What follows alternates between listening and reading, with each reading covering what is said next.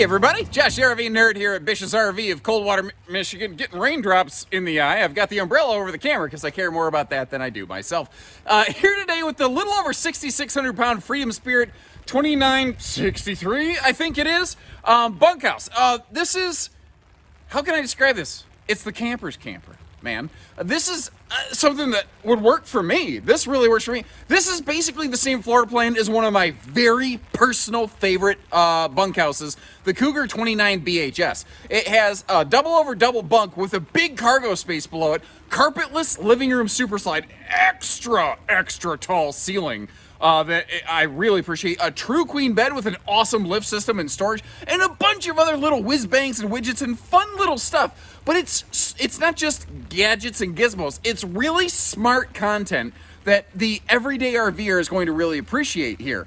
What I like about this one is, like, a lot of times people, they get an RV like this and they finance it for like 10, 12, sometimes 15 years. And a lot of bunkhouses will only serve your family well for a couple years because, like, the kids get too big, they move out, they move on, whatever. This is one of those campers that, let's say my daughter's in her teens and she's getting larger. The double bunks she could fit on nicely. Now, as the years go on and she starts driving and doing sports and extracurriculars, maybe she's not camping with the family so much, not interested in that.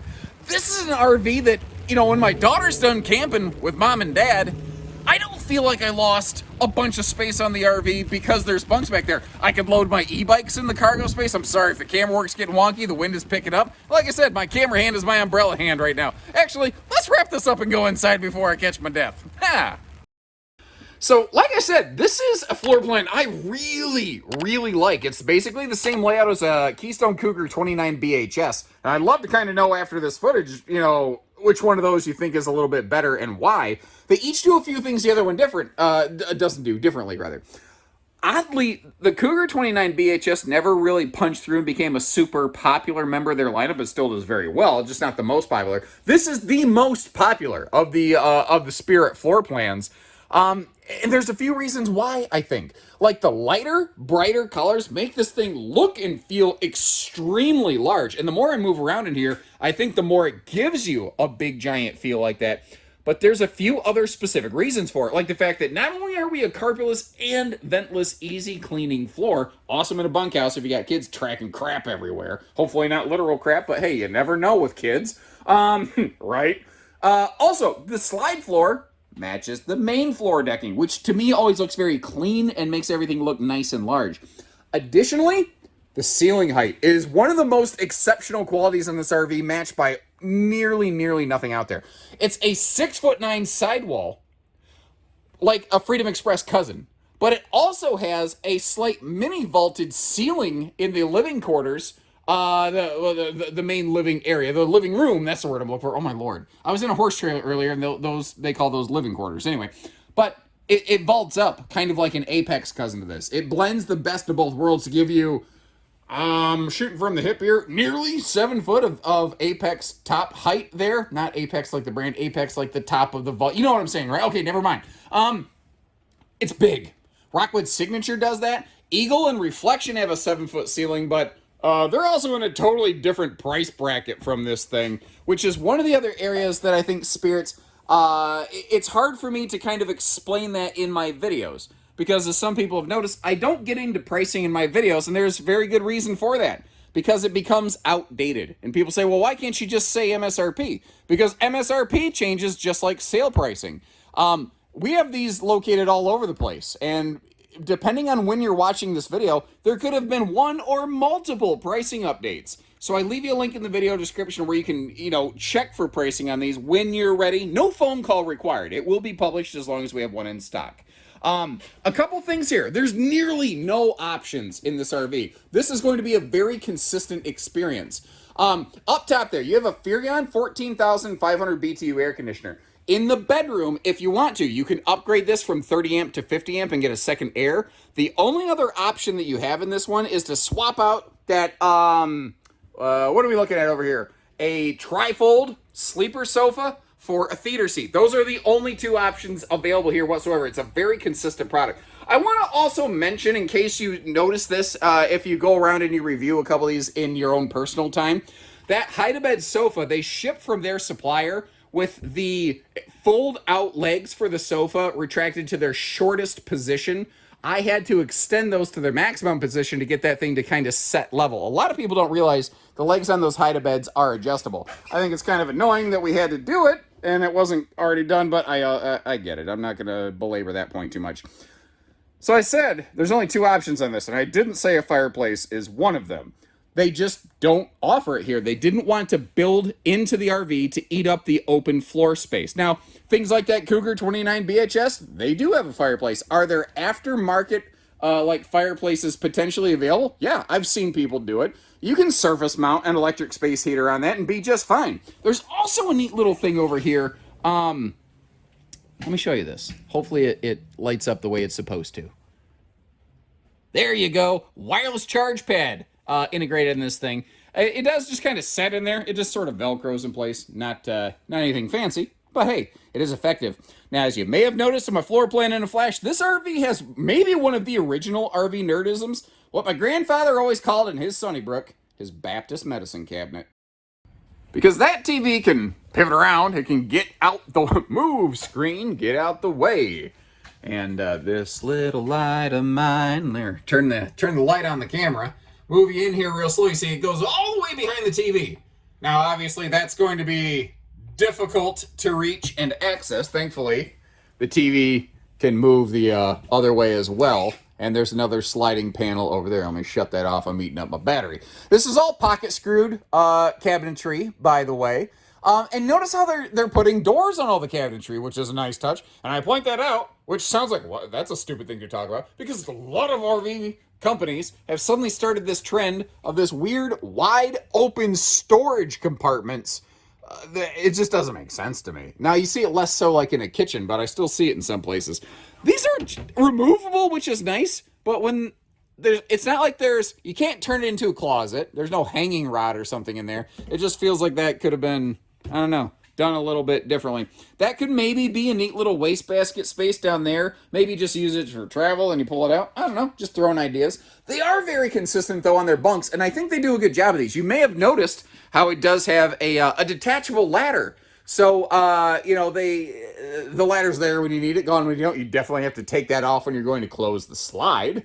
220-pound rated bunks, by the way, and each bunk having a lot of, like, every bunk has its own individual treatment. Has its, breeze windows. It has its own curtain, household, USB outlets, its own light, the mom and dad, grandpa and grandma, boys and girls, children of all ages. Every bunk is treated the same, and you can reach the lights down here from the ground level, which, personally, I'm a big... Oh, sugar! I forgot something. I forgot to show you the dinette over here. This is not what I call true U dinette. I try to be very fair. I try to be very candid. I try to give you real facts. This is what I consider a pretend U dinette. Now, there's still some benefits to it, but it's not as long. It's not as wide as some of the other dinettes out there. This is only basically the width of a conventional 2-bench dinette with an extra mini bench built into the back of it. And what's interesting is they kind of made this convertible between like U and sort of not U mode. Kind of did. Because if you look at this, you're like, are they slow? Are they dense? Do they realize that people can't get over there to sit on the other part of the U? And no, they're not. The mounts under this are not symmetrically mounted, so that if you basically you can pick which side you want the overhang. So if you want to sit somebody back there, over here, maybe add a chair or stool or two or something like that, that's what this is. It's very similar to something I saw Apex do years ago in some of their smaller trailers with a big giant table that could flip around a number of different ways. Now, in this class, in this category, you very often run into things like windows that don't open for airflow on either the big window or the side window. And again, you see how every window in here opens for air, which I don't know anybody. Is there anybody who doesn't want airflow windows? Speak now, forever hold your peace. I didn't hear anybody. Did you? Stop it. Stop it. I opened you for a reason, you jerk. Anyway, let's get over here. You want a porcelain stool instead of the plastic? Not a hard outfit. You know what's nice? All that space around the toilet. That is something I really like right there as a little bit of a bigger person. As we sweep our way up to this extra tall shower over here, we got the Drunken Octopus Fight Club. But like I said, it is extra tall. And the the light coming in off that skylight was obviously just a little bit captivating. Now, over here, you'll see another example of the sealed edge countertops that you have through the entire camper. I'm going to come back at that cabinet from a little bit. Actually, let me get in the shower with you. Once again, no takers. Nice Lipitorage medicine cabinet right there. The little, it's not much, but like the little extensions by those power outlets, the big paddle light switches, just a little place to be able to set like a toothbrush holder. Sometimes it doesn't take much, and a nice place for either wastebasket, toilet paper down there, and you're gonna need some place in this bathroom, I suppose, for towels. Ooh, something else I'm noticing. All of the air vents in this can be, closed. Of course, if I was smart, I'd be looking at the camera when I'm showcasing something, but I'm not smart, obviously. Every air vent can be closed if you want it to. Now, as we work our way back over here, we've already pretty much killed the living room, I think, just in the same way that video killed the Radio Star. So I do think it is high time we dive into the kitchen proper, beginning over here with that 12-volt compressor fridge.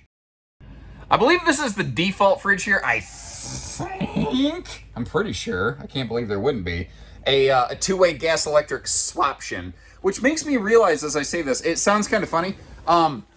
I don't always record all these segments in order, and then I got to Frankenstein them back together later on. I think later I mentioned how there's only two options. I think the gas electric fridge might be a third.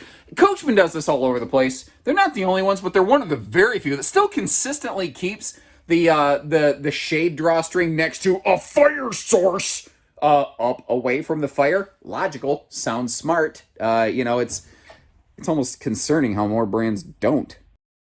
I mean, not as concerning as the time that I walked in on my daughter playing Minecraft, who in Minecraft built a giant frying pan and was spawning cats into it.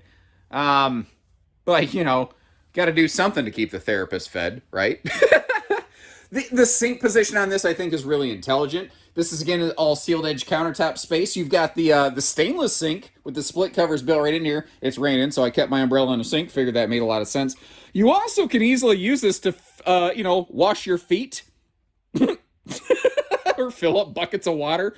And, you gotta go water the animals. Paul said I have to water the animals. Sorry, I'm like way off topic here. Anyway, you get the idea. I wouldn't spin that around. What is cool? Just sometimes it's the fact that they actually thought to come up with a place to keep the sink covers. Sometimes it's just the tiniest little things. Now, this right here, maybe a little bit of a stretch to call it a walk-in pantry, but I don't know that that's not technically correct. Oh, hello. I was talking about wastebasket space. Now we got space for a wastebasket already built in right there. Well, that's cool. Oh, there's a light at the top of that, too, so you can see what you're doing. Great way to sneak some snacks at night. We're not done with storage, though, because the dinette gets in on the action, but it does an extra little thing. So there's storage all the way below the entirety of the dinette. But over here, especially handy on a carpetless and ventless flooring camper, very pet-friendly feature, so they included some pet-friendly functions. But if you're not a pet person, you don't have to use it. I wonder if you couldn't just take that out and use that like a Monopoly slot, which, now that I say that, considering that we have a ventless floor, and the way that most of the time whenever me and my brother play Monopoly, we go pretty hard at that, inevitably the table gets flipped and the board and all the pieces end up on the floor, Nothing like, getting a Monopoly hotel stabbed in the... When I see something, I say something. Do you see what I see? Why is the middle octopus? He must not like the left octopus. Okay. And you know what? When you're not up close, when you can't see that it's an octopus, doesn't it almost look like a dog smile? Dog smile coat hanger. That's another There's a new nerdism for you, as if I don't have enough of them stupid things already. Now, our taller ceiling up here, if you're more gravity friendly, can be difficult to reach the lights. So they put a switch under the overhead cabinet. You see those two lights right there? There's a black switch next to it. That's where that's located. Now, it's awesome. They give us a full overhead cabinet. Neat little phone shelf, although there's not like a USB plug next to it, so I don't know, maybe just use it more for decorating. They use a hanging coat rack instead of a rod there, so all your stuff stays in the right place. Household and USB outlets, that's all fantastic stuff on both sides of the bed. 60 by 80 residential queen-sized mattress, that is all fantastic. But it's what's under the bed that I think makes this bedroom the most special. Is it me? No, it's not you, doofus. Get out of the way. It's this, like, vaulted bed, lift, storage system, pet palace, laundry combination. Somehow all of those things exist under here. They use the space under the bed in a way that you just don't tend to see. Now, again, this shares some DNA with Coachmen Apex. You'll see a near clone to this under many Apex models. You'll see a similar variant under Freedom Express travel trailers, all of which you can find examples of on this channel. But they came up with a different way of doing this. You got a motion light, by the way, down here, so when you wake up at night, you can see what's going on. There's another motion light down here under the bed in case it's dark when you're doing stuff. But first of all, you've got effectively, you don't think about it, but those are like drawers or very shallow trunks or chests, as it were, since the bed lifts up and, blocks that storage normally. But obviously we also have some very traditional drawers down here. Again, you do need to lift the bed to get to them, but that's not very hard, and I'll explain exactly why that's not hard and will stay not very hard later on.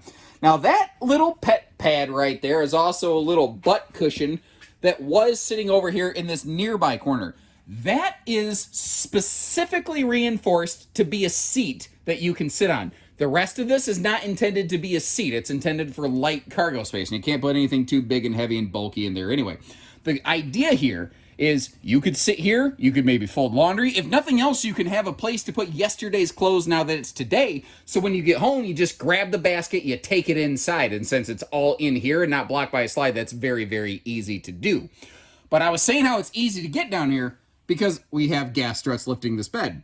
Did you know that, not all gas struts are created equally? They are designed with different weights that they can lift in mind. These are like about double of what I usually see in the RV industry. Those are 80-pound gas struts.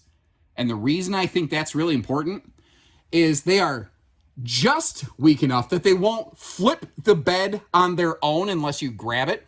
But they're also still strong enough that, let's be frank, RV industry is, they're known for using the best mattress ever.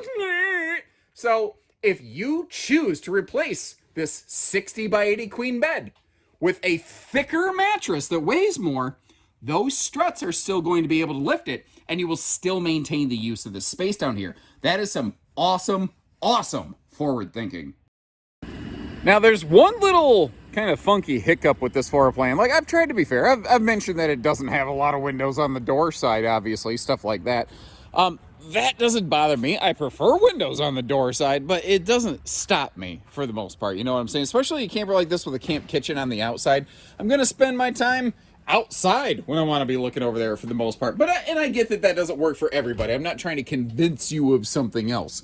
All I'm saying, it just doesn't stop me from camping. But in terms of road mode, with that big dinette over there, kind of jutting out of the slide, and the big L-shaped kitchen counter, it does prevent you from making a one-stop front-to-back pass-through in the RV.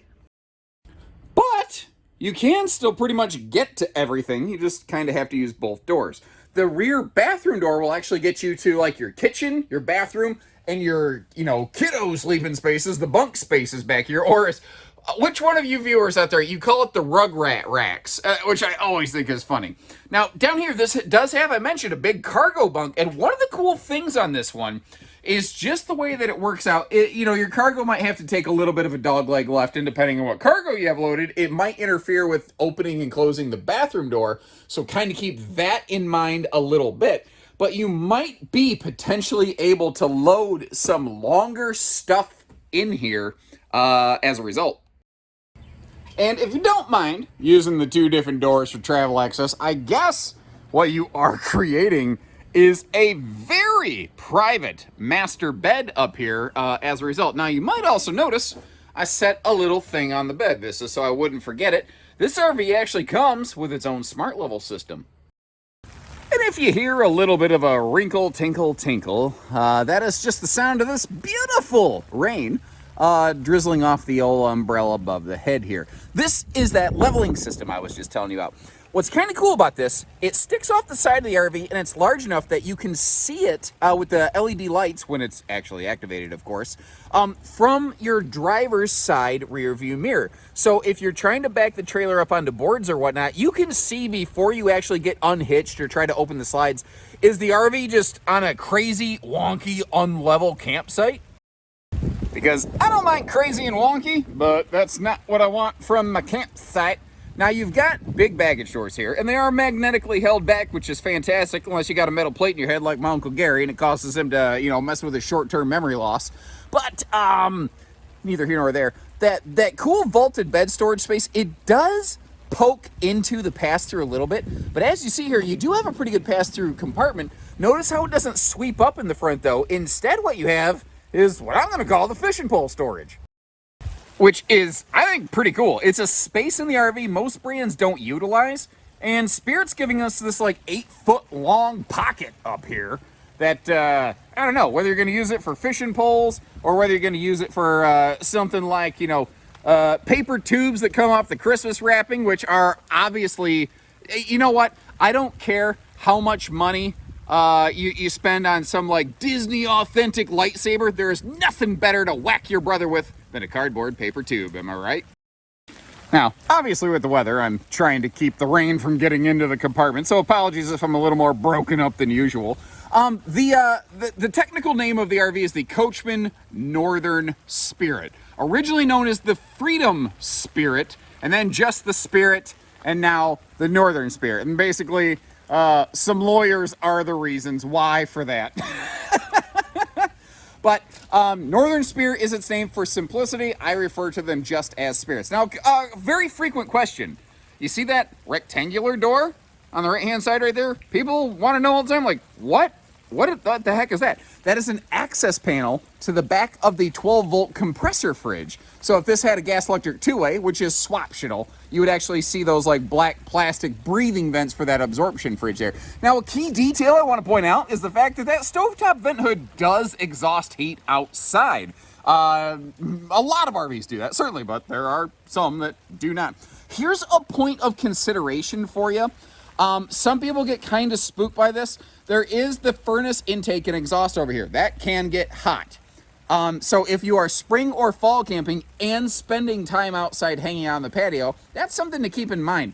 I think, though, when it's spring and fall, you're spending more time indoors where it's warm. Whereas, like, over here, if there's a water heater on the door side, this is a little pro tip, shopping tip for someone who's never owned an RV.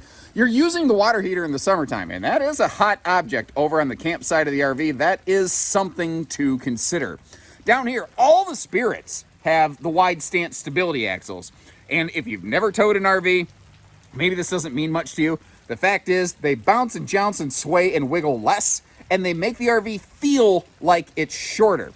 So 6,600 pounds, a lot of people start saying, ooh, my half-ton senses are tingling.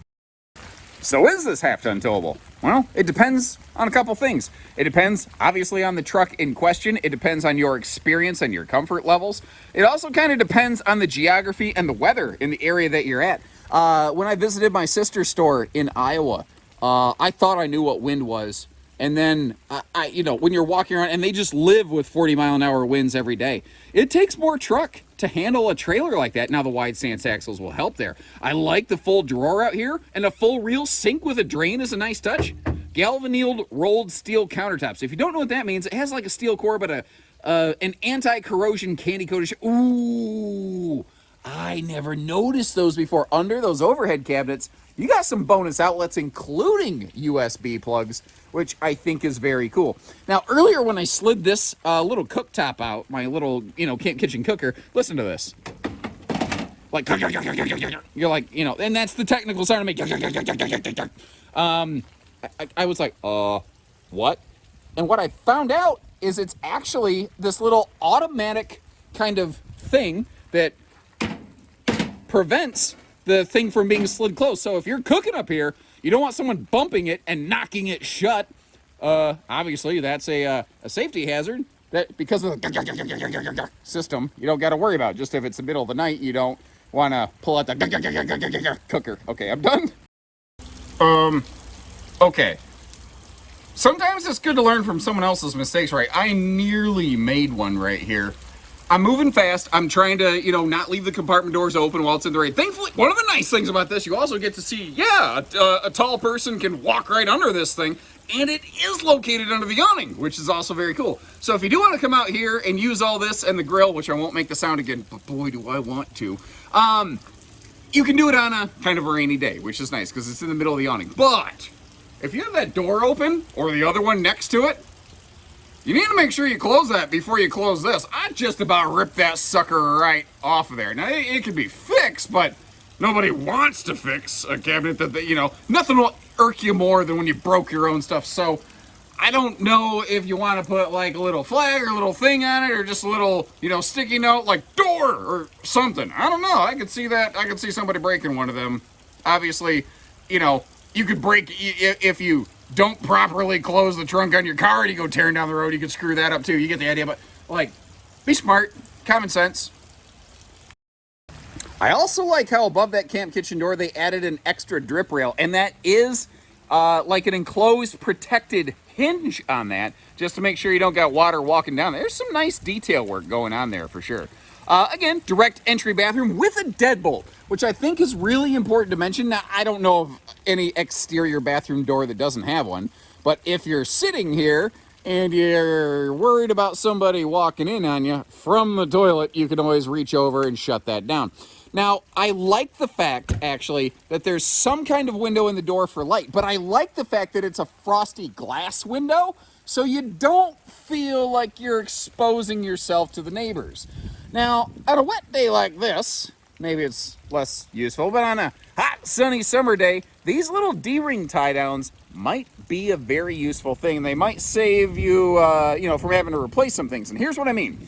They put one on each side of the RV, and it kind of throwed me on that, but again, you viewers kind of educated me on this. I said, why would there be one of those tie-downs on both sides? I get on the door side. You could use it to sort of like tie down bicycles and chairs, maybe tie up a pet leash latch on it or something like that. But why over here? And some very smart folks, obviously more intelligent than me, which isn't saying much, so, you know, don't really toot your horn on that one. My daughter tooted her own horn last night, but she's in band and they had a concert. Hey-o! What we have over here, did you see in the front passenger compartment? Oh, holy cow, that is, what? Hello? Why are you latched so hard? Because I'm a weakling, I guess. I grabbed it with my right hand, it popped right open. I'm not left-handed, and I got chicken arms and fingers. I ain't exactly a muscle bundle. Anyway, it's a sprayer port, cold water sprayer port. In the front pass-through compartment, you also saw a hose and garden hose sprayer attachment. So that could be a very useful place right there, obviously for, you know, taking care of things at the Stink Pickle Deployment Center right here. But additionally, let's say you need to hose down the dog, they go running through the mud or something like that, or they come back with skunk stink on them, I don't know. Little pocket of storage over here under the bunks, but when we go in here through the bunk cargo space, you notice that there's there's obviously, you know, the full big wide open cargo space, which is plenty enough to load like kids bikes, folding e-bikes, you know, all that stuff. But over here, you notice there's like that little access panel. There's not storage here. That's because they utilize the space under the bunks, putting the water heater back here next to the bathroom, so you're not wasting a lot of hot water, you know, running it all the way to your shower. You know, they put things there, but any little pocket they utilize for storage. And you know what? I ain't loving this weather. Ba-da-ba-ba-ba. I'm not loving it, but I'm actually getting a really cool opportunity to show you something.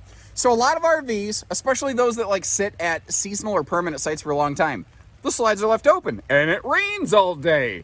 And by the way, like this one doesn't do it, but there's a lot of RVs where the water hookup is above the electrical, which I don't like. But if this RV were hooked up and it was raining outside, you wouldn't even think twice about it getting wet. It's really not a big deal if the water hookup is above it. Again, I would rather it not be there. It's an easily avoided thing, but it's not a big deal. Sorry, I got distracted. Anyway, if water's running down this slide all the time, it gets down here to the bottom, and you notice how it's dripping not exactly all the way into the RV. They put that little protective drip rail there so that the water basically, it might wick its way inside, like under the slide a little bit, but it can't actually get into the side of the slide floor and cause that spongy decay trampoline floor effect that you see on some used RVs out there. Now, one of the things that I do is, again, I try to shoot you straight and I try to be fair whenever I can. This RV definitely has a fully walkable roof. You got a 100-watt solar panel up there. That's awesome. It does not, however, have a ladder, nor does it have accommodations and prep and bracing to add a ladder later. Not available from the factory, not available aftermarket. To get up on the roof of this, you are going to need to employ the use of a separate step ladder. And if you're going to do that, please make sure you have an extra set of hands holding it so you don't go ace over tea kettle. Now, I'm sure you could hear it in my voice. I don't love the information I just gave you about the ladder there. But that doesn't change the fact that it's true. And I'm not going to gloss over details like that just because it isn't convenient and isn't beneficial to us selling an RV today. We have thousands of RVs in our lineup. If that's the deal breaker for you, we got plenty of other things with ladders. Check out a Freedom Express, the cousin to this thing. They have ladders, you know. This, by the way, on that note, like, where does this fall in the pecking order or whatever? This is sort of like if Freedom Express and Apex had a baby. It shares a lot of DNA with both. Like, if it's a Venn diagram, though, they all have their own little open pockets of space. Does that make sense? Why am I talking about Venn diagrams? So, you know, I've covered a couple spirits so far, and I asked folks, do you want to see more? I'll ask you the same thing. Do you want to keep seeing more of these? Because I only have so much content I can pump out through this channel, and I got to kind of pick and choose my battles. If this is a brand you've seen enough of, or you'd like to see more of, let me know. And I'll leave you a link in the video description. You can check for pricing and availability. One of the cool things with spirits, I believe they are available at every single Bish's RV location.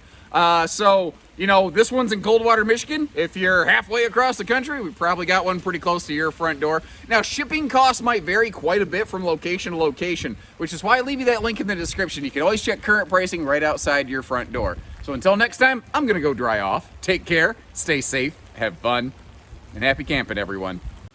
So every now and then, someone asks, you know, about my video making process. Like, how do I know, you know, what information to do, or what do I do in my editing process? I've got a very complicated, sophisticated system here. Let me show you a little bit of a sample of it.